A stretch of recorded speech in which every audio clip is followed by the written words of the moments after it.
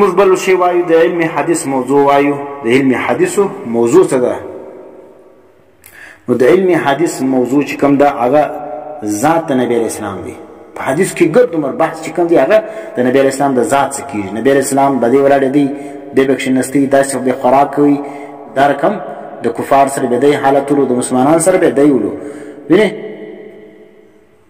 د هر شي سره چې د نبی علیه السلام کوم تعلق ولو هغه موږ ته حدیث بیانوي. نو دغه چې کوم دی د علم حدیث موضوع چې کوم ده ذات د نبی علیه السلام دی. اوس د نبی علیه السلام د ذات تعلق چې د کوم شي سره راغلی دی یا د کوم شي تعلق د نبی علیه السلام د ذات سره راغلی دی هغه چې ته بیانوي دا ته علم حدیث ویل کېږي. لکه په عربي کې علامه کرماني رحم الله ذکر کوي اشاره د بخاري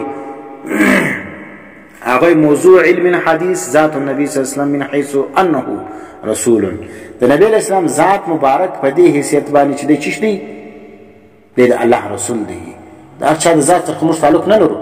د نبی علیه السلام ذات چې کوم دی دا زموږ دپاره چې په د حدیثو موضوع ده، ځکه په دې حیثیت باندې د الله رسول دی. الله چې کوم دی ذات موږ ته رسولی دی چې د ده اتباع چې کوم زموږ دپاره د نجات ذریعه ده. او بل چې کوم د علم حدیث غرض و غایت ده. د علم حدیث غرض څه دی؟ الاهتداء بهدي النبي صلی الله علیه وسلم